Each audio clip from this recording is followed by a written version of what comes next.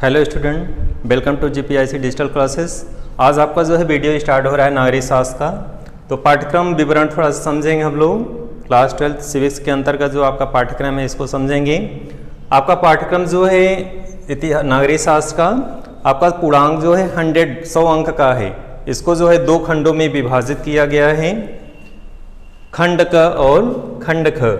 तो खंड का जो है आपका 50 अंक का है। यहाँ तक आप एक पेज में लिखेंगे, यहाँ से लेके यहाँ तक आप एक पेज में लिखेंगे इस तरफ वाले भाग को, और यहाँ से लेके और यहाँ तक आपका जो है सेकंड पेज में लिखेंगे। ये खंड ख है, खंड क इस साइड में है और खंड ख सेकंड साइड में है। तो इस तरह से आपके जो है पैटर्न अंक विभाजन का जो पैटर्न है वो दो खंडों में है, खंड क और खंड ख दोनों मिलाकर के। चूंकि खंड क 50 अंक, खंड ख भी 50 अंक है, दोनों का योग कितना है 100 है। तो इस दोनों को याद रखेंगे। अगले क्रम में हम लोग समझेंगे दोनों खंडों को। तो आइए हम समझते हैं कैसे किस अंक विभाजन कैसे है। खंड क स्टार्ट करते हैं। समकालीन विश्व राजनीति टॉपिक है आपका, और ये जो है इसके अंतर्गत जो है आपके पूरे यहाँ तक टॉपिक रहेंगे। तो समकालीन विश्व राजनीति फर्स्ट खंड है। इसके अंतर्गत इकाई 1 से आपका टॉपिक चलेगा शीत युद्ध का दौर, और सेकंड में चलेगा दो ध्रुवीय का अंत। इन दोनों लेसन को मिला करके जो अंक आपका बनेगा वो 14 अंक का बनेगा। इन दोनों लेसन का अंक जो होगा एग्जाम में वो 14 अंक का होगा। इसको आपको दिमाग में हमेशा रखना है कि ये दो लेसन है, इससे हमारे 14 अंक बनेंगे, 14 नंबर के पूछे जाएंगे प्रश्न। इकाई 2 है। इकाई 2 में भी दो टॉपिक है। तो इसमें फर्स्ट है सत्ता के वैकल्पिक केंद्र, और सेकंड है आपका समकालीन दक्षिण एशिया। इन दोनों को भी मिला करके कितने अंक का आएगा परीक्षा में आपका 16 अंक का आएगा। तीसरे में हम लोग चलते हैं इकाई 3 में।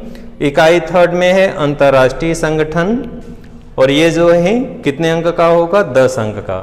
तो इस तरह से इकाई 3 हो गया। इकाई 4 में एक ही टॉपिक है पर्यावरण और प्राकृतिक संसाधन। ये भी आपका जो है 10 अंक का बनेगा। तो इस तरह से पूरा जो है पूरा योग करेंगे तो 14, 16, 10, 10 इन सब मिला करके आपका ये खंड का जो है आपका कितने का हो गया 50 अंक का हो गया। खंड क से आपका जो है 50 अंक का जो है परीक्षा में प्रश्न पूछे जाएंगे। आइए हम लोग खंड ख में देखते हैं किस तरह से है। तो आपका इस साइड में खंड ख है, ये अगले पेज में आप करेंगे। इसको ध्यान रखेंगे हमेशा कि इधर वाले को आप पेज नंबर 1 में और इसके आगे वाले को पेज नंबर 2 में करेंगे। इसको भी समझेंगे हम अंक विभाजन कैसे है। खंड ख सेकंड पार्ट है इसका, फर्स्ट इधर का है, सेकंड इधर है। तो खंड ख में आपका जो किसके अंतर्गत चलेगा स्वतंत्र भारत में राजनीति। इसके अंक विभाजन देखेंगे। इकाई 1 से है राष्ट्र निर्माण की चुनौतियाँ। पहला खंड ख से पहला टॉपिक है राष्ट्र निर्माण की चुनौतियाँ। खंड ख से ही इकाई 5 से ही दूसरा है नियोजित विकास की राजनीति। इन दोनों टॉपिक मिला करके कितने अंक का आपका होगा 16 अंक का, 16 अंक का होगा। आगे चलते हैं हम लोग। इकाई 6 से दो पार्ट हैं। फर्स्ट में इकाई 6 से ही भारत का विदेश संबंध या वैदेशिक संबंध है, तो इससे, और दूसरा है लोकतांत्रिक व्यवस्था का संकट। इन दोनों लेसन से या दोनों टॉपिक से मिलाकर के आपसे परीक्षा में 18 अंक से प्रश्न पूछे जाएंगे। तो इस तरह से आप ऐसे रखेंगे। इकाई 7 से आप जो है 3 टॉपिक है। पहला टॉपिक है जन आंदोलनों का उदय, सेकंड टॉपिक है क्षेत्रीय आकांक्षाएं, और थर्ड है भारत राजनीति एक नए बदलाव। इन तीनों से मिलाकर के आपके अंक जो चलेंगे 16 चलेंगे। तो इस तरह से आपके 16, 18, 16 16 अंक, 18 अंक और 16 अंक, ये भी आपका 50 हो गया। तो आपका कह सकते हैं कि पाठ्यवस्तु जो विभाजन है दो खंडों में है। पहला खंड 50 अंक का, दूसरा खंड भी 50 अंक का। तो 50-50 दोनों का योग करेंगे तो 100 हो जाएगा। तो इस तरह से पूर्णांक आपका 100 का है, और 50-50 दो खंडों में विभाजित है। आइए हम अपने विषय वस्तु को आगे बढ़ाते हैं। तो हमारा जो टॉपिक है आज का शीत युद्ध का दौर, इसको थोड़ा समझेंगे। शीत युद्ध का दौर ये आपका फर्स्ट टॉपिक है। शीत युद्ध के दौर कब से प्रारंभ हुआ, शीत युद्ध होता क्या है, शीत युद्ध के विषय में आप क्या जानते हैं, इसको विस्तार से हम लोग देखेंगे। सबसे पहले हम लोग शीत युद्ध के तात्पर्य समझेंगे कि शीत युद्ध का अर्थ क्या है।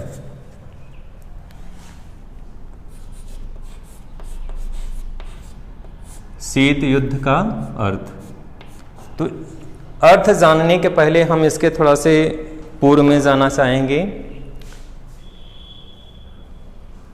1939 से 1945 ये डेट है, दो तिथियां हैं। 1939 से 1945 दो तिथि हैं। इन दोनों डेट के मध्य द्वितीय विश्व युद्ध हुआ था। 1939 से 1945 के मध्य द्वितीय विश्व युद्ध हुआ था। विश्व युद्ध की समाप्ति के पश्चात परिस्थितियां क्या बनी? दो महाशक्तियां थी, दो महाशक्तियां थी। फर्स्ट शक्ति जो थी महाशक्ति के रूप में उभरी थी संयुक्त राज्य अमेरिका, और सेकंड महाशक्ति जो उभरी थी वो रूस था। तो इस तरह से कह सकते हैं कि विश्व में दो महाशक्तियां थीं। एक का नेतृत्व संयुक्त राज्य अमेरिका कर रहा था और दूसरे का रूस कर रहा था।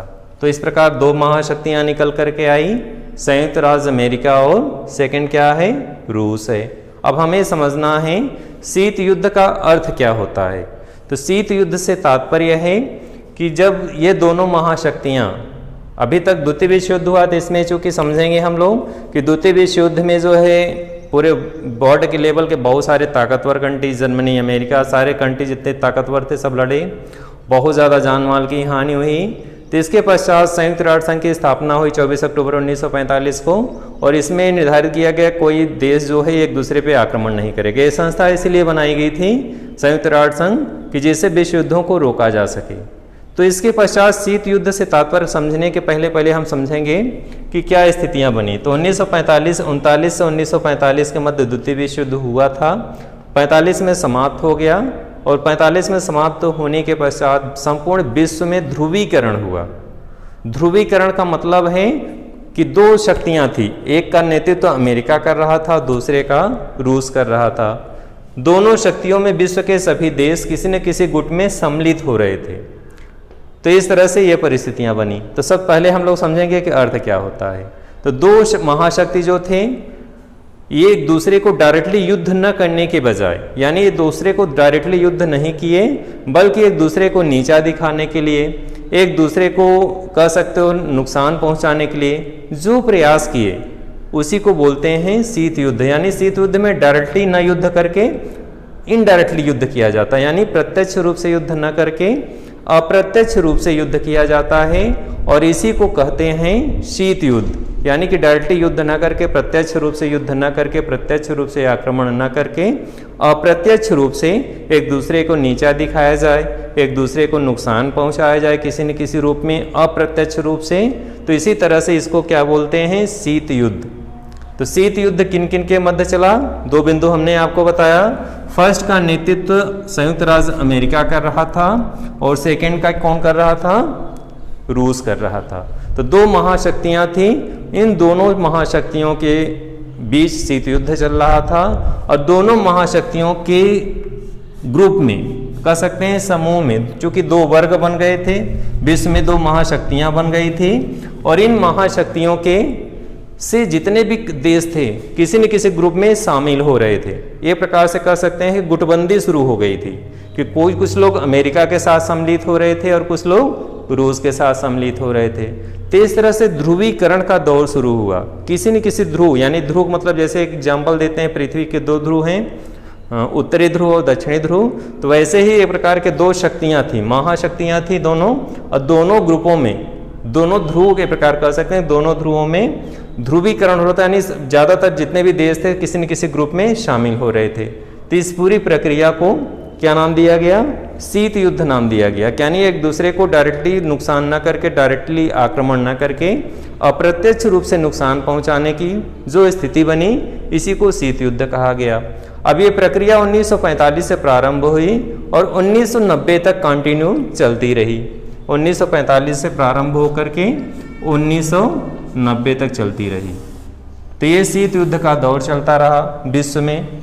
और ऐसी स्थिति में चूंकि भारत की भी पॉलिसी हम लोग आगे पढ़ेंगे कि भारत जो है गुटनिरपेक्ष आंदोलन चलाया, आगे चल के अगले वीडियो में चलाएंगे उसको। तो इस तरह से आपने आज अध्ययन किया कि शीत युद्ध का तात्पर्य क्या है, कौन कौन सी महाशक्तियाँ थीं, जैसे अमेरिका और रूस था। इसके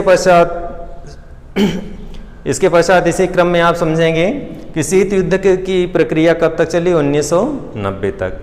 तो ये जो है शीत युद्ध की स्थिति बनी, स्वरूप क्या था, उसके पहले की क्या स्थिति थी, द्वितीय विश्व युद्ध के पश्चात ये प्रारंभ होता है, कौन कौन सी महाशक्तियाँ थी, ध्रुवीकरण क्या है, इन बिंदुओं पे आपने अवलोकन किया, समझे। अब हम अपने विषय वस्तु यहीं समाप्त करते हैं। धन्यवाद। अगले वीडियो में हम लोग मिलते हैं।